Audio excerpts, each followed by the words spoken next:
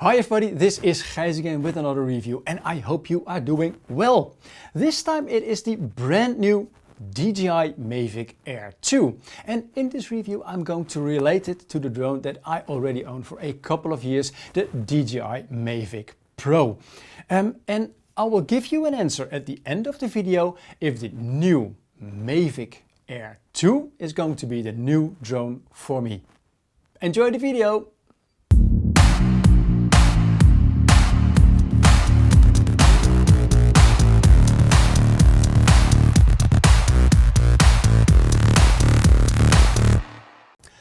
Welcome to the review of the DJI Mavic Air 2, and in this review I'm going to talk you through a whole lot of topics that were to my interest in relation to the Mavic Pro that I already own.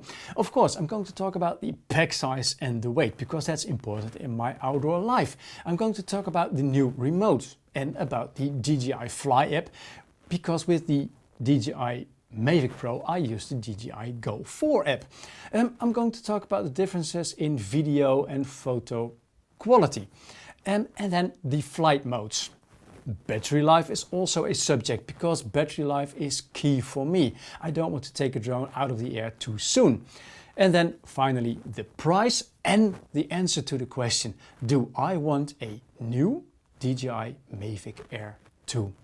For those of you who've just tuned into my channel for the first time, you might not know who I am. So let me introduce myself. My name is Gijs. I am a reviewer and I'm based in the Netherlands. I'm reviewing most of the time outdoor gear like shoes, backpacks, tents and bikes. So the DJI drone is quite a new review type for me. But I was asked by DJI to do this review and maybe you've seen my previous video about this. So I was a little bit reluctant to do this because I'm not a specialist in drones, I'm not a specialist in cameras, I'm not a specialist in photography or video settings, that kind of stuff.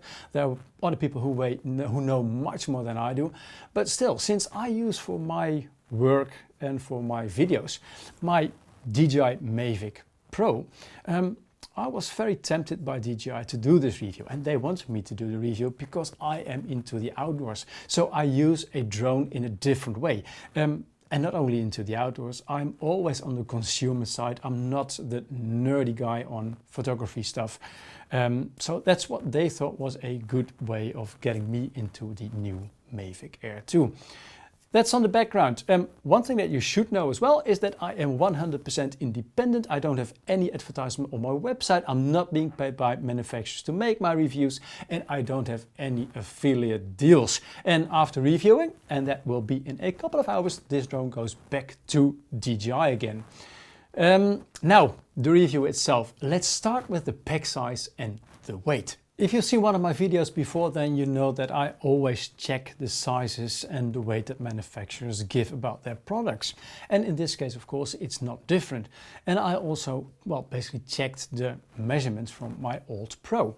Let's start with this one. It weighs 750.5 grams on my precise scale, and the Air 2 weighs only 577.3 grams. What might be interesting to know is that the battery solo weighs 235.2 grams and this one weighs 179.3 grams.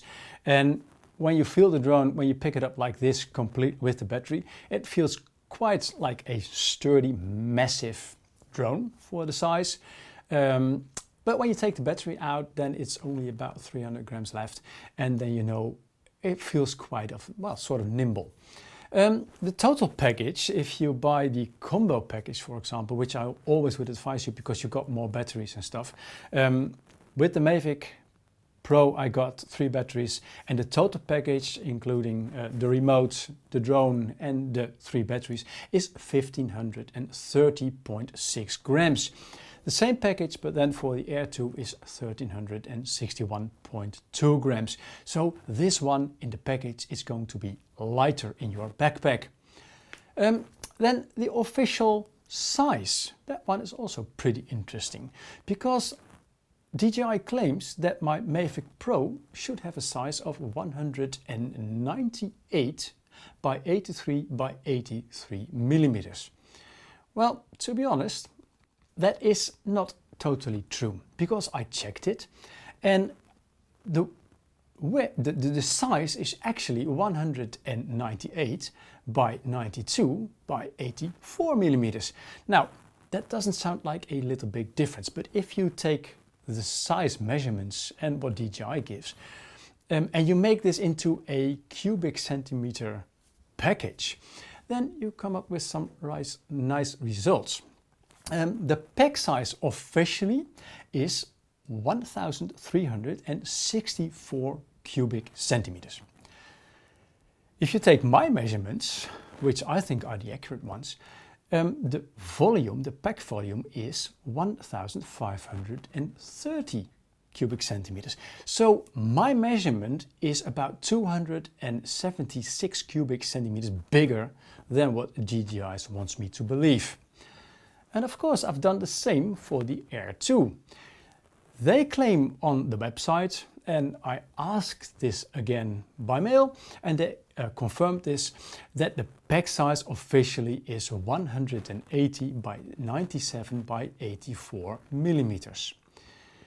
Well, when I checked it with my precise measuring device and of course my Stanley, I came up with a pack size of 177 millimeters by 92 by 77. So DJI tells me basically that the Air 2 is a little bit bigger than it actually is.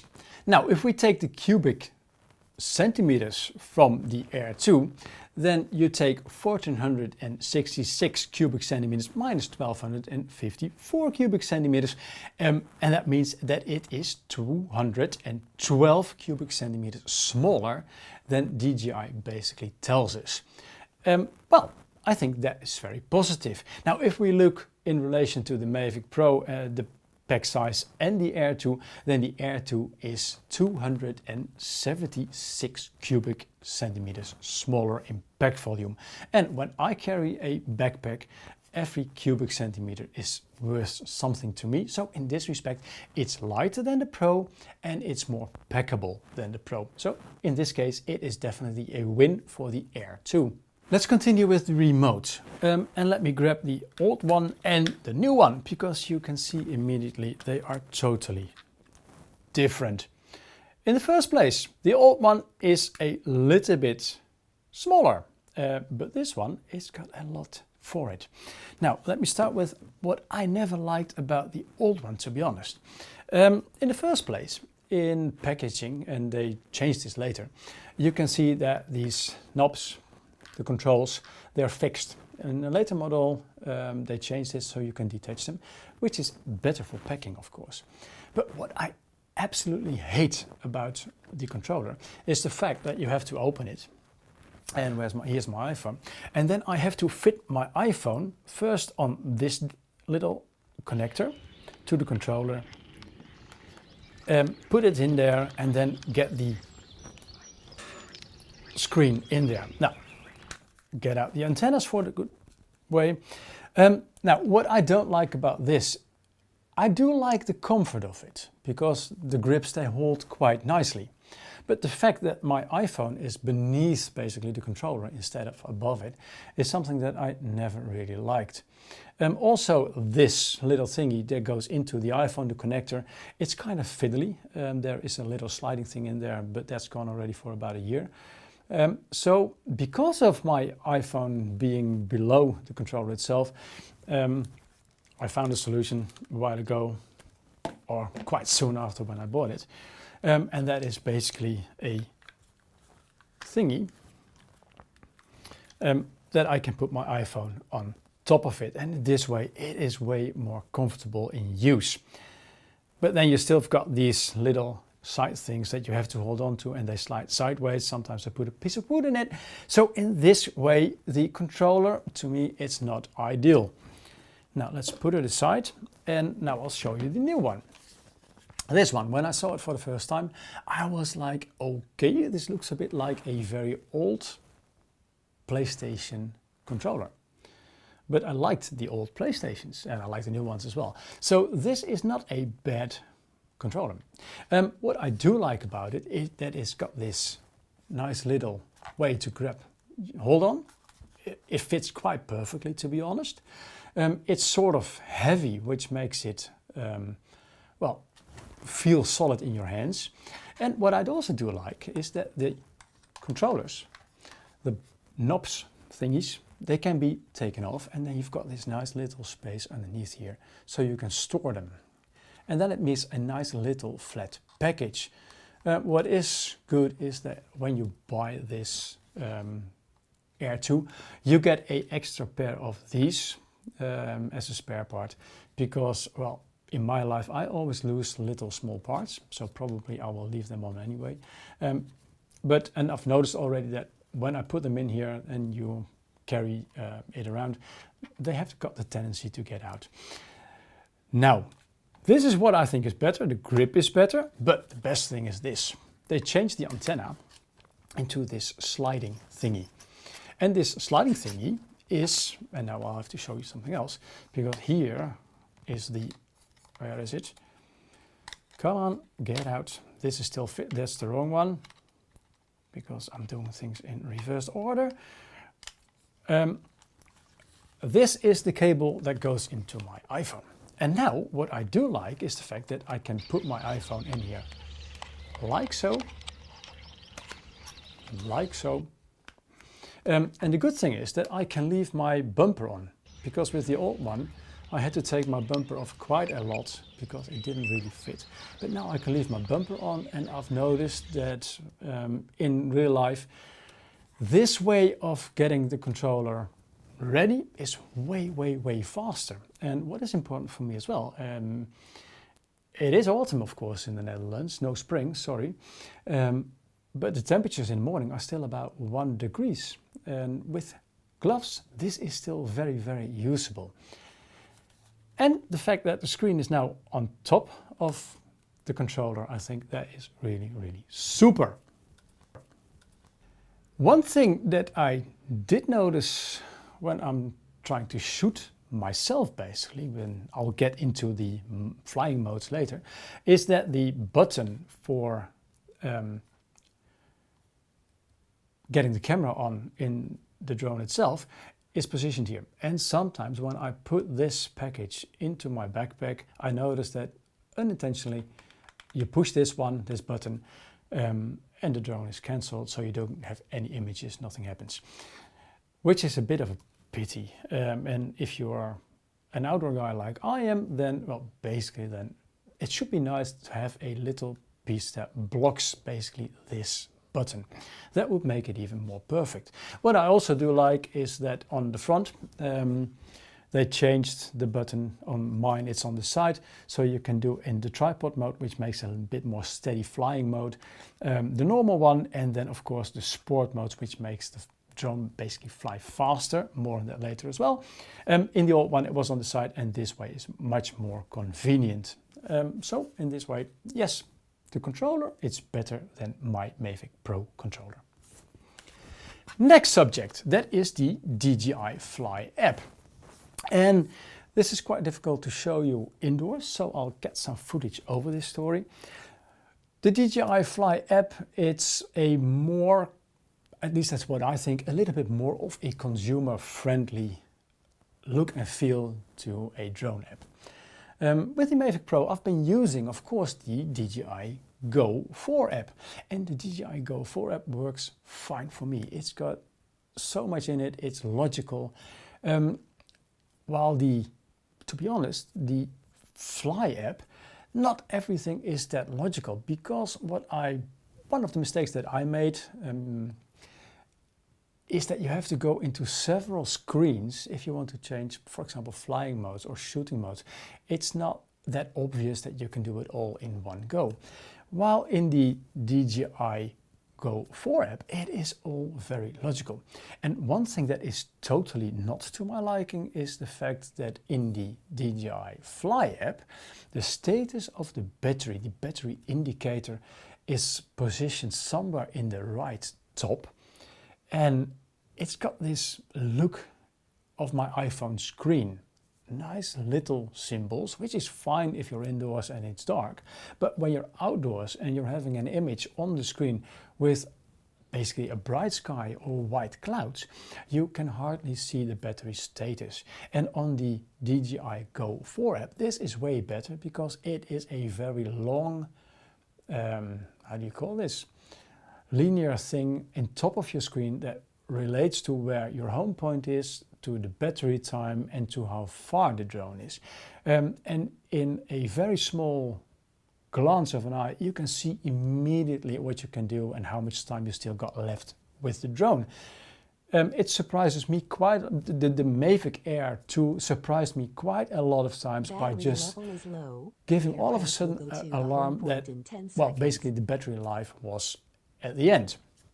So I like the DJI Go 4 app a little bit better. Now let's continue with flying, and you might be surprised that I'm going to talk about flying the drone before I'm going to talk about photography or video settings. And there's a reason for this. The reason is that I use the drone as an extra. For me, I like to shoot images of myself in the landscape, on the bike or hiking, or sometimes with the car, to get some extra images in the videos that I do, the reviews that I do.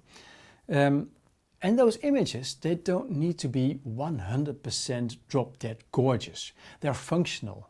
I don't have the time and I don't have the knowledge to shoot those really nice images that a lot of other YouTubers do. They've got so much more experience. That's not my expertise. I know a lot about backpacks and that kind of stuff. So I use these images as an extra. And I don't have that much time to make those shots. So a drone, the same as the camera that I'm using at the moment and the GoPros, they need to be quick and easy and sort of foolproof. So if the new Air 2 doesn't fly like I want it, with a lot of easiness, then I don't care about the photography or the cinematic settings because it won't work for me. I bought this one a couple of years ago because I read so much about this that it was easy to fly that I bought it. And well, it's proven to be totally right. So in this way, I don't expect anything to go wrong with this one. Now, first, let me start with just firing it up, starting the motors. The big difference between the two, and you can hardly see it, but if I take it like this, then you might see that, of course, the Mavic Air 2 is a little bit smaller. And if I take it like this, it's also smaller. What I've noticed is that it is a little bit lower. And that means that where I do my shootings, I'm quite a lot into grass, muddy fields, sometimes in forests, at least with uneven grounds. The Mavic Pro never gave me any hassle with going up or taking off into the air. And it's got a little bit to do with the height. It's a little bit higher, but it's only a tiny bit higher, but still it does matter. But there's one other thing, and that is probably, and I'm not sure because I can't find it on the DJI website, is that the motors that are used on the Mavic Pro are a bit more powerful than the ones on the Air 2. When I fire this one up and I want to take off in high grass, that the grass is above the propellers, then it just doesn't do it. It gets stuck and it won't go up. This one, it's so powerful, it just works as a little lawnmower. They cut away the grass and they go. And the one takes off with a great ease. Landing, same way. I've had a few times that this one did not want to land just because the ground was that uneven. This one, I never have a problem with this. So with the Air 2, if you're going outdoors like I do, then it is good to use something like maybe a platform of make sure that you've got a nice clean surface to use the drone on. With this one, no hassle whatsoever. What I did notice during flight with both of them, they are very, very precise.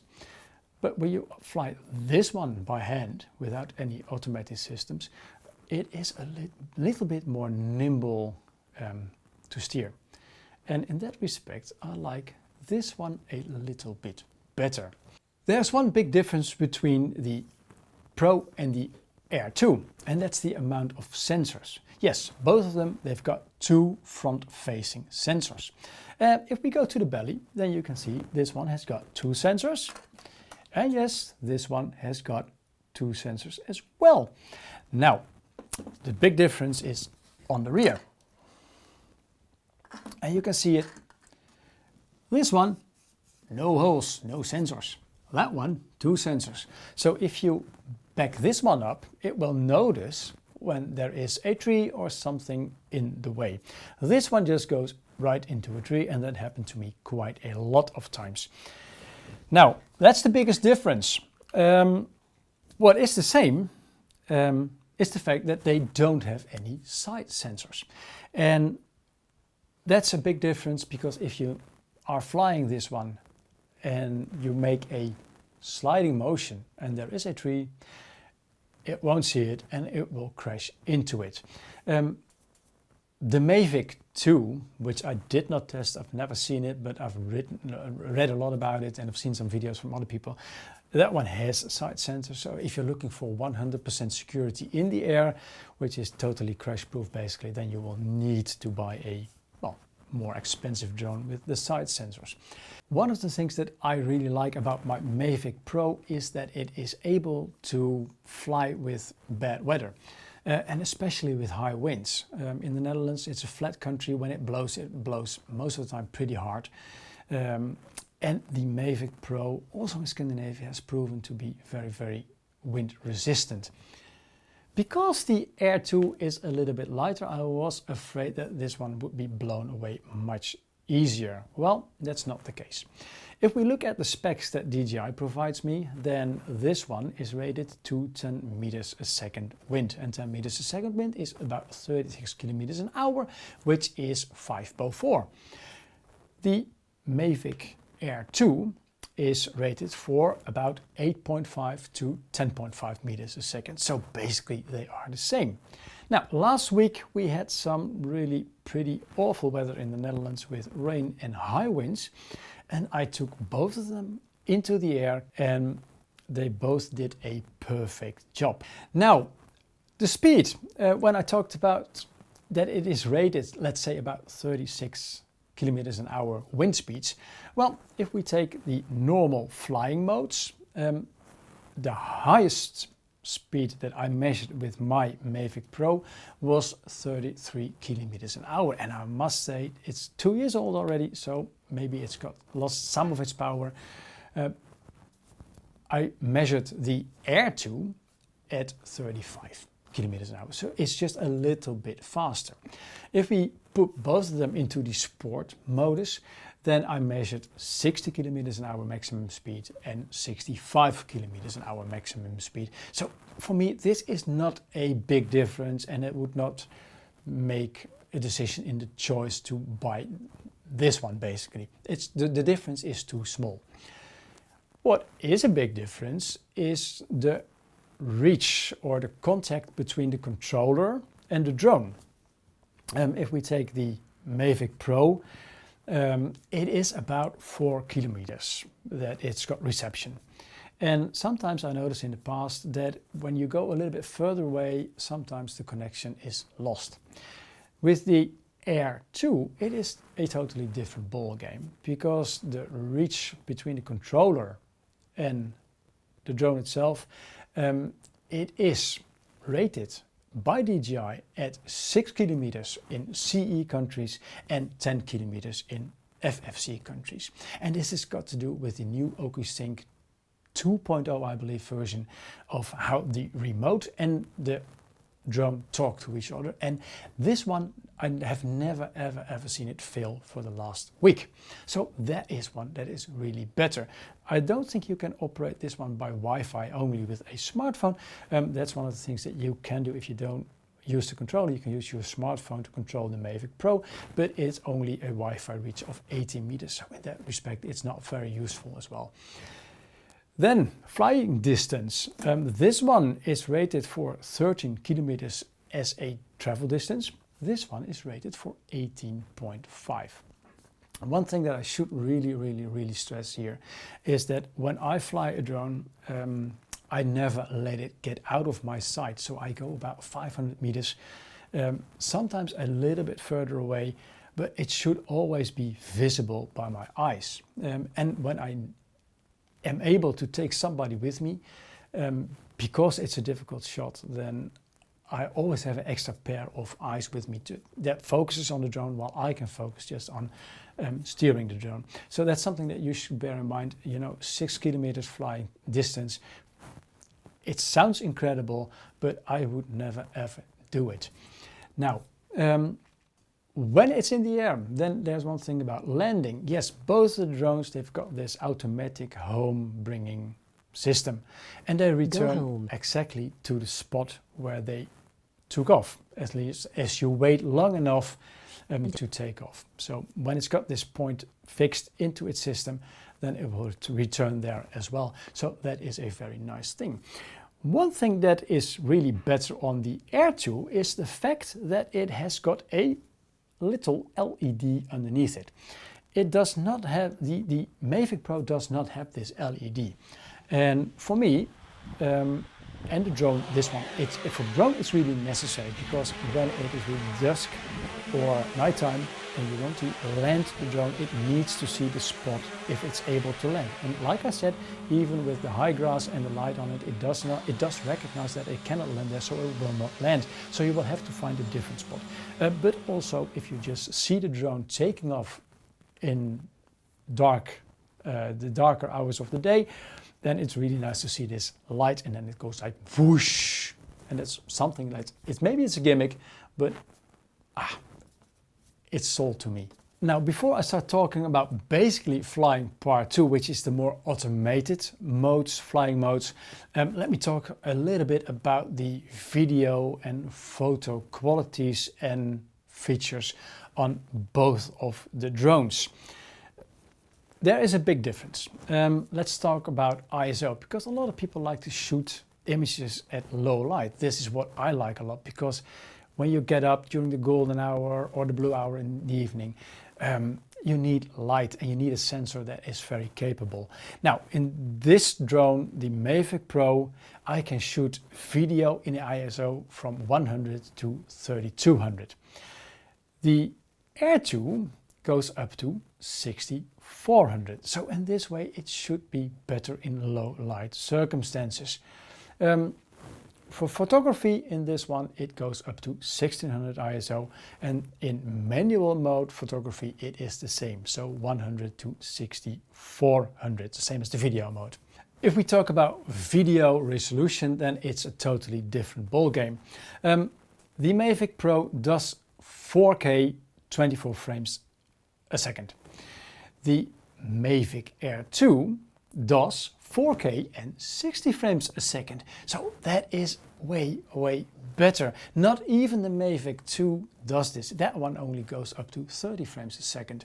Now, what I do like about the fact that you can shoot 60 frames a second on 4K is that if you want to do a sort of a slow motion, that is possible with this one as well, without even using the real slow motion modes, which it also does have. It can shoot 120 frames a second and 240 frames a second on 1080p. What I also like about this new drone is the sensor itself in relation to photography, because both of them, they shoot pictures on 12 megapixels.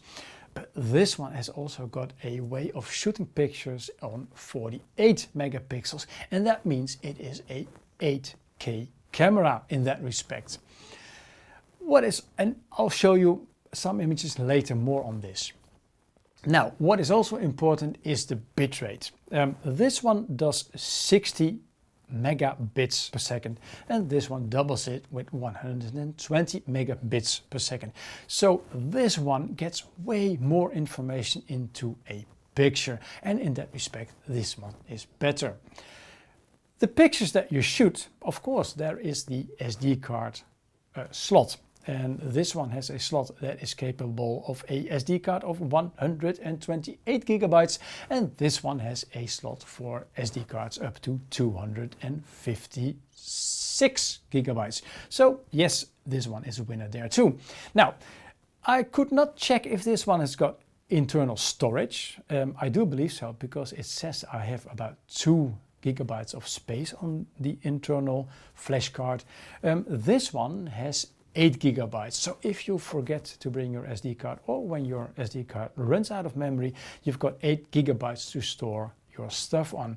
And 8 gigabytes, to be honest, in a drone with a 4K 60 frames per second possibility of shooting images, 8 gigabyte is not that much. Even if you talk about smartphones nowadays, there is way more memory on board. So it would have been better if this was at least 32 gigabytes. It would deserve it. Now, what is often forgotten is the field of view. And I've noticed a slight difference between the two of them. The field of view on the Mavic Pro is 78.8 degrees, which is this equivalent, if you say it in this way, of a 28mm lens. Is that narrow? No, it's still wide, but it's sort of narrow. Then the Mavic Air 2 has got a field of view of 84 degrees, which is a 24mm lens. So this gives a wider view. You see, you've got more in your image, and I think this one in that respect is better than my Mavic Pro. Another big difference between the Air 2 and the Mavic Pro is the color profiles that you can choose from. Both of them have got, of course, the standard profile and a Cine-like profile, or Cine-like D profile. I don't know how you pronounce this basically. Cine-like D, it's a little bit more of a flatter profile, so you can do some color grading afterwards better than on the standard color profile. But the Mavic Pro has also got D-Log, and you can adjust everything into the drone. You can choose, you can make your own color profile. If that's something that you are looking for, then don't look at the Mavic Air 2.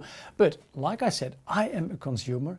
I don't use these color profiles. Yes, I use the Cine-like D color profile sometimes on this one, but most of the time I'm just shooting in standard profile. Now, I've been trying to work out one question from one of you, and that was Lucas, on my previous video that I made. He asked me, how good is the color grading with the Cine-like D profile? Well, to be honest, I think it is good enough, because the profile itself is quite flat. And in Final Cut Pro 10, I did some trials with color grading, and I think this profile, the Cine-like D, it's good enough. But hey, again, I am not a 100% professional.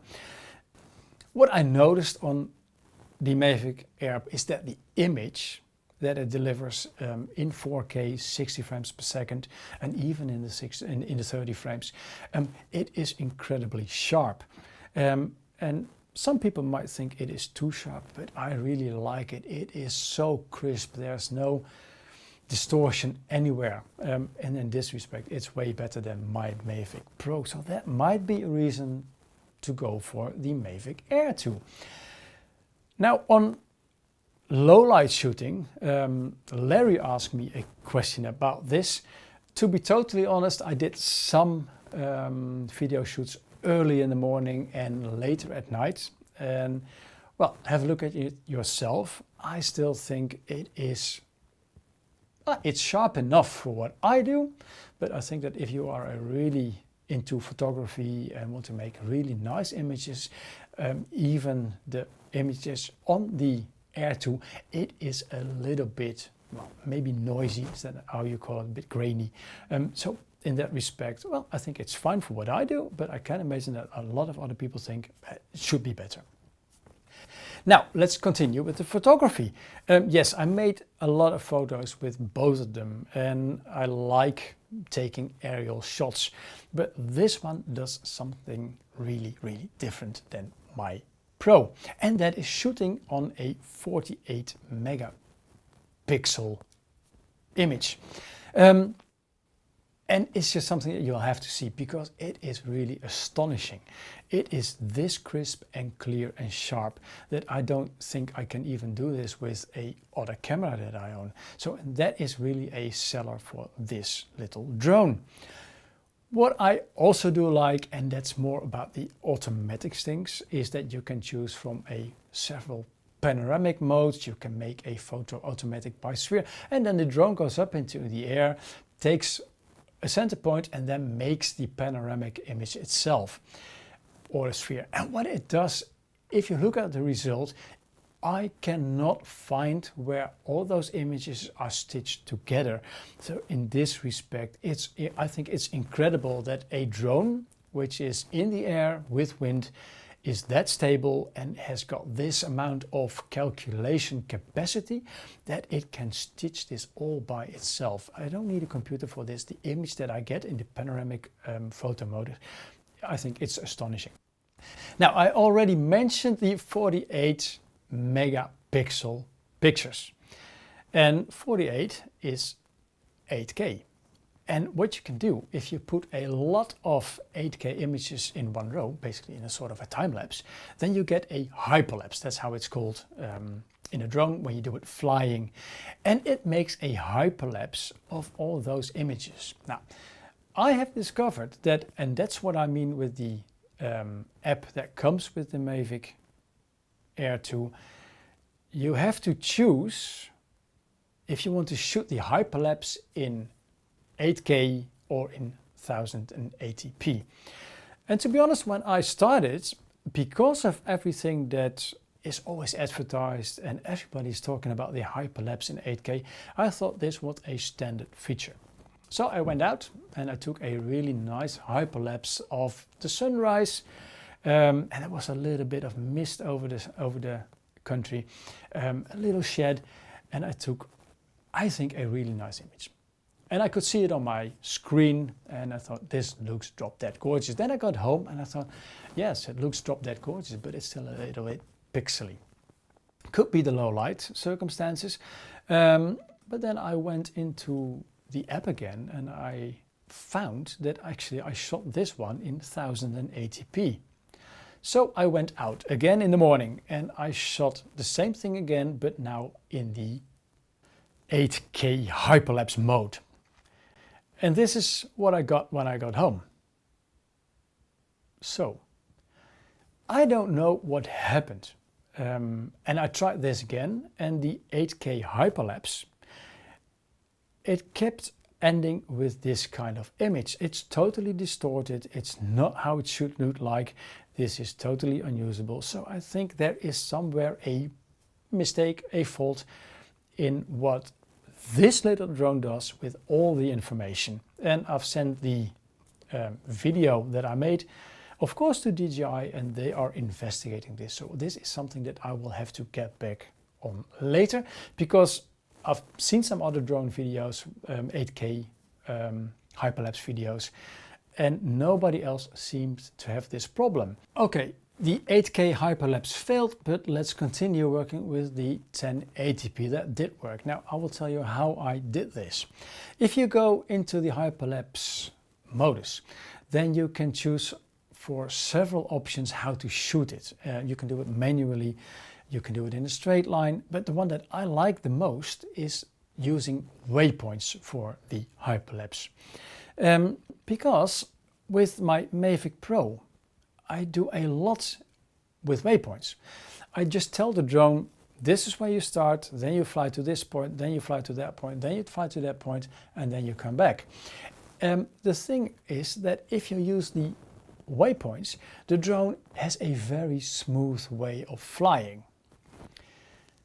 With the hyperlapse mode, you can choose for 5 waypoints. And what I did with the hyperlapse, the 1081, I flew to one point, I locked the waypoint, flew to the next one, the next one, the next one, the next one, until number 5 was there. I locked that one as well, and then you push the start button and it goes back to the beginning and it starts shooting the hyperlapse. Now, in the 1080p modus, it can do an image every 2 seconds, and you can choose from 2 seconds up to I don't know how many, but the interval is very much your choice. If you do it every 2 seconds for, let's say, a 10-second time lapse like I did, then you get a really nice smooth image. when you do the hyperlapse in 8K, then you can start only with the hyperlapse from intervals from 6 seconds. And I've looked very carefully to the basically to the shot that was well visible on the right instead of the other 3 that were not right. And I could see on that image that the same route, it is a little bit more choppy. It's not that fluid as the 2-second interval, which is perfectly logical. So that is probably when I get maybe a new drone with a working 8K hyperlapse, something that I will really need to investigate if this is the case, if the 8K hyperlapse is smooth or not. This is something that you need to know. The hyperlapse mode is of course a very attractive feature, but it would not be a reason for me to buy a new drone. The reason why I bought the Mavic Pro, and now we are going back to flying, basically part 2, is the active track function. And active track means that when the drone camera locks onto me, it follows me wherever I go, and I can choose several modes. And I can do a trace, which means follow me from the back, follow me en profile, which means from the side, and I can do a spotlight. That means that I'm in the middle, and whatever I do with the remote, basically, the drone will circle around me. Now, the Mavic Pro and the Air 2 are in this respect totally similar, except for one thing, and that is how the basically the sensors, the 2 in the front, the ones on the rear and on the bottom, react to the environment. And in this way, the Air 2, this is a huge leap forward in relation to the Pro. What I like to do and what I use for my videos is when I'm hiking with a backpack, I take the drone and I'll let it follow me. So to have an extra shot in the review. And I try it from the side, I try it from the back, and sometimes I try it from the camera in front of me.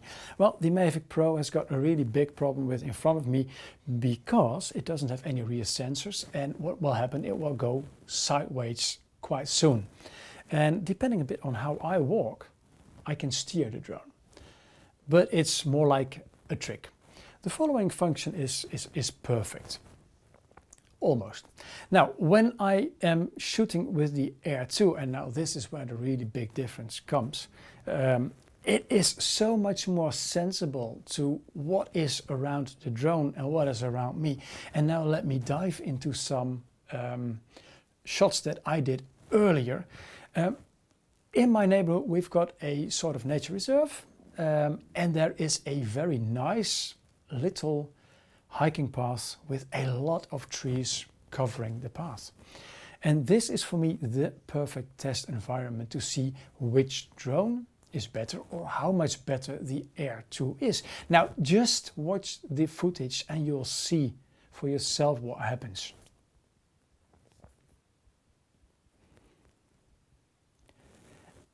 Now you see what the Air 2 is doing. I tried this with the Mavic Pro and it just doesn't work this way. Because the Mavic, when it has an obstacle in front of it, it just stops. And well, the plan is basically that it will find a new flight path 5 meters up, sideways, whatever. It just doesn't do it like I tell it or like how I want it to do. But the Mavic Air, the way how it follows me, it is so much better that this is going to be for me probably the game changer in how I shoot my videos. Now I did something else as well, because I like to be shot from the side as well.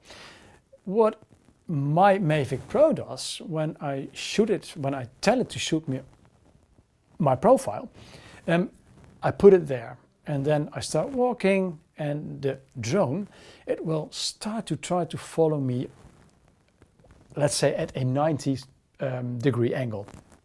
But it knows that it doesn't have a side sensor. So during a few meters, it will slip to the back. And then it's got, of course, the use of the front sensor, so it knows that even when it's doing a profile, it knows that it's not going to hit anything. Most of the time it works. With the Air 2, I expected basically a better profile shot. And I did some hiking with it. And on certain moments, it really follows me at a almost 90 degrees angle. But in other situations, and I think it's got something to do with speed, it goes backwards and it follows me more from, well, basically sort of half behind. In that respect, the Air 2 is not really better, and especially when I was trying it with the bike, it's got the tendency to move backwards, just like the Mavic Pro. There's one shot that I particularly like when shooting profiles, and that is to put the drone behind a row of trees while I'm in the middle of the road or on a hiking path, and the trees are between me and the drone. And when you shoot on profile, then that means that every tree is in the way at a certain point when it travels. Now, with the Mavic Pro, sometimes it works, most of the time it doesn't. And when you've got these trees and you've got some bushes next to it, it loses me basically quite fast and it will just stop. And I don't have this nice profile shot. With the Air 2, it's totally different because it senses way better where I am. It knows more where he is or she is in its environment. So it follows really, really nicely. And I've taken some shots with a bit higher speed with the car.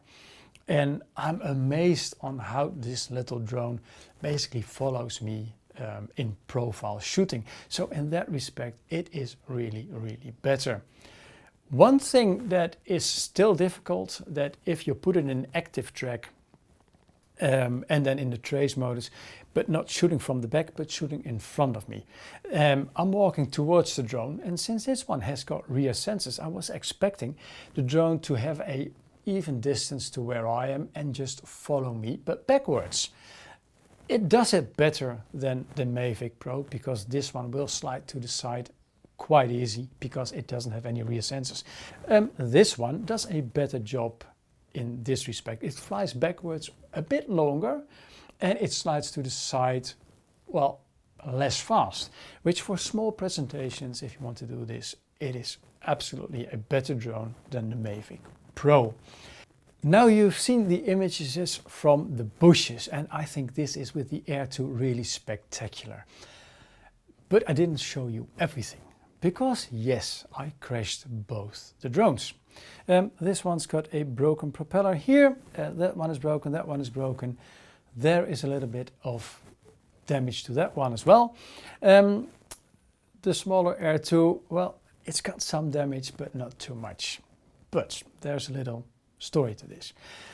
Both the drones, when they fly into almost a totally green environment, they have got a little bit of a problem with the contrast in relation to following me and seeing where things basically are in a three-dimensional world.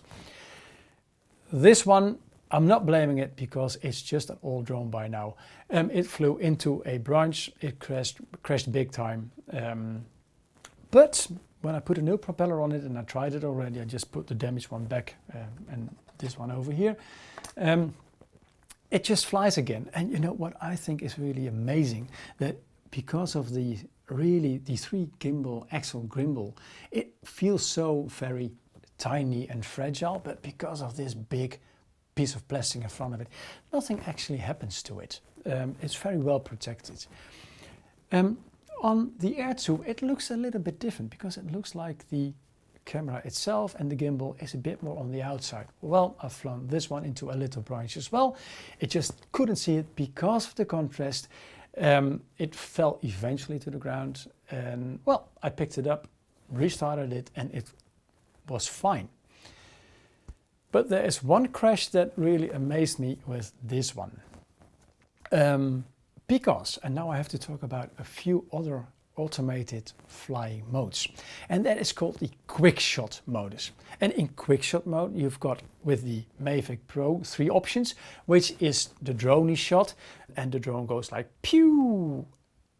The other one is the helix, and the helix is like a big swirl around you. And there is the rocket, and the drone goes like a rocket into the air. Now this one has got 3 other options, which is the circle, just around you, the boomerang, like going into a boomerang shape and returning again, and the last one is the asteroid. And the asteroid, it's a really funny one. I don't know how to explain it. It goes up and then you've got this globe image that you get in the end. It's really, really funny. Good for Instagram, social media, that kind of stuff. When I'm doing the drone, the Helix or the rocket with my Mavic Pro, and especially the Helix, I know that it doesn't have any rear sensors, it doesn't have any side sensors. So I am very aware of where I send the drone to. Is there anything maybe obstructing its path? With the Air 2, I totally forgot about this because it's got a rear-facing sensor. And I was expecting that when I do a profile shot and it already automatically wants to go backwards to use its front sensors. I expected it when it does a helix shot that it will also basically slide a bit sideways so that it knows where it is and that it's not going to hit anything. Well, that is not the case. This little drone crashed big time when it was on the top of the Helix. It scared the hell out of me because I thought DJI is lending me a drone and I lose a drone of €1,000 in basically a very silly shot that I hardly ever use. The funny thing is, what happened is that I thought it was caught up in the tree. So I went looking, tried to get it, and I couldn't find it.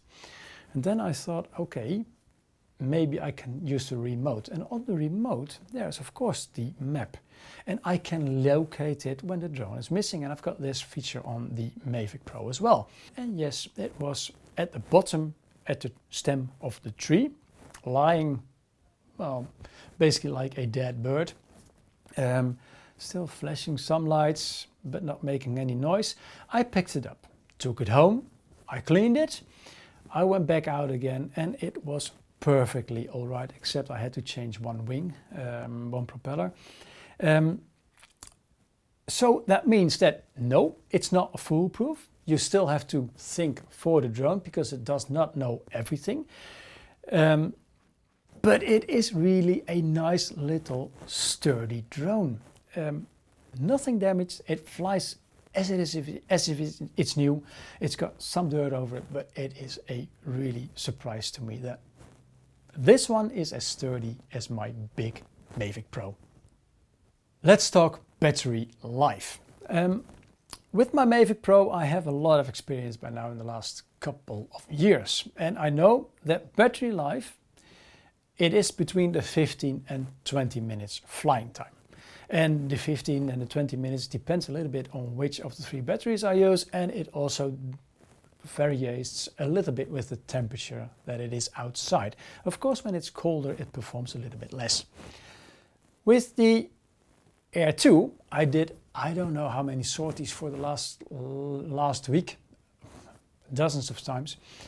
And I measured a flight time of about 26 to 28 minutes.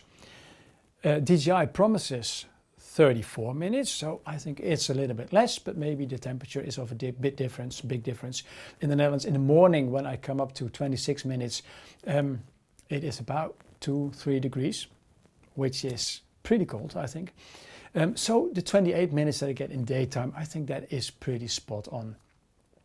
The difference between the 2 batteries in real life, it is enormous. Because with this one, already when I take off, I already start thinking, when do I have to come back?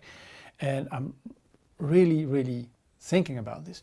With the Mavic Air, it's just, we'll get it up in the air and then I'll find whatever I'm going to do because I've got flight time enough. I don't have to plan ahead a lot. What is also a difference in the battery quality, basically. This one operates from 0 degrees to 40 degrees and this one from -10 to 40 degrees. So with the -10, this means that I can use this one in the winter time as well. And of course the battery will be empty more early with the -degrees, but still it gives me more opportunity to fly under winter circumstances, which I think is a very big pro. Now, one thing Charging time, it's in the dock here. With my drone, the Pro, I have measured a time of between 52 minutes for one battery, and when I put them all three in the docking station, it takes about 80 minutes to charge. With this one, it is way longer. One battery takes 1 hour and 30 minutes. If you put them all in a row, you might expect it is less, or at least it goes like this. No, it's not the case. It takes 4.5 freaking hours to charge the batteries. That means that you can only, in normal life, do 1 gig a day with 3 batteries. Unless when you start early in the morning, like I do every day, 5 o'clock, then you can do 2, because then you've got about 1.5 hour of flying time, go back home, 4.5 hours charging, and you can do 1 go in the afternoon again. But this is something that I really don't like, to be honest. I had one question on my previous video from Matthew. And where is it? Yes, here it is. Does the car charger, because Matthew said that they are pretty expensive, does the car charger also fit the old one of his Mavic Pro onto the new Mavic Air charger? No, it doesn't, because this one is bigger than the new ones. DJI is not stupid. They want to earn some money in accessories as well. So that's that answer. This is what I wanted to share with you. My thoughts on the new Air 2 in relation to my old Mavic Pro. But there's one thing that I did not cover yet, and that is the price. In my previous video, I told you that I paid 2,000 euros for my Mavic Pro, which is an absolute lie. Because when I thought about this again, I was like, okay, I have to have a look at the bill.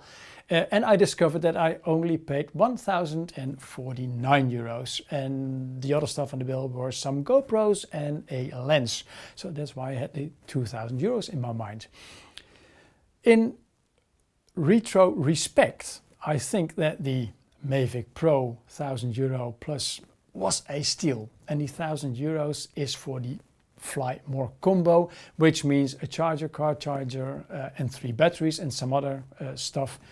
Now, if we go to the new DJI Mavic Air 2, in the normal version it retails for 849 euros, and then you get one battery and of course the remote, and I don't think anything extra.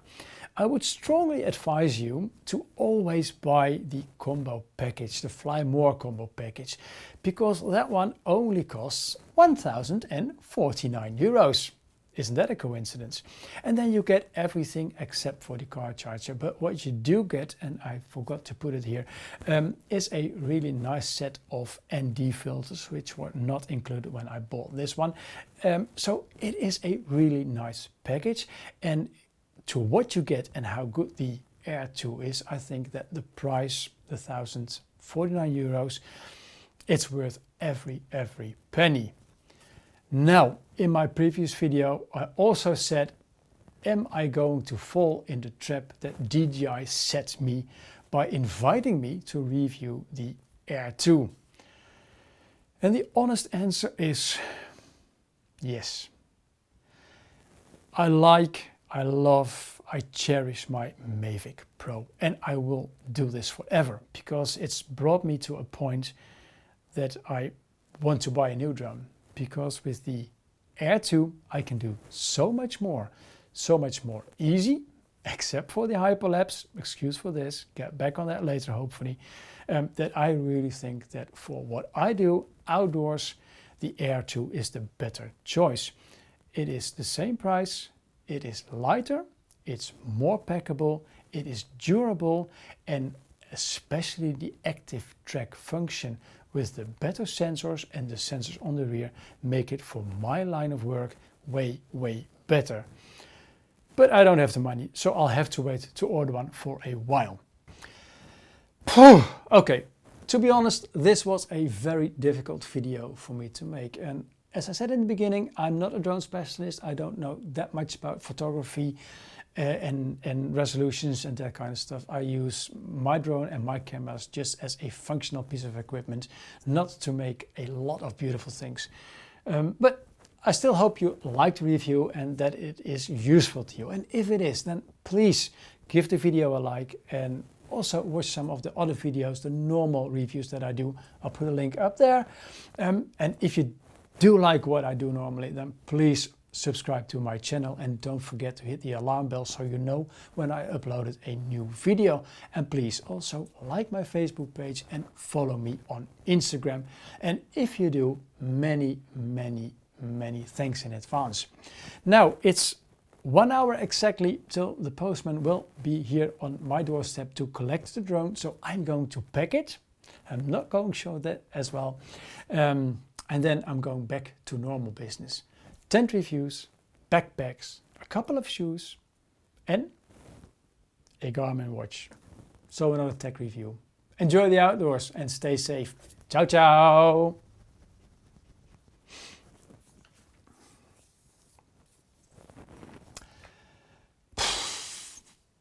That was a lot of information.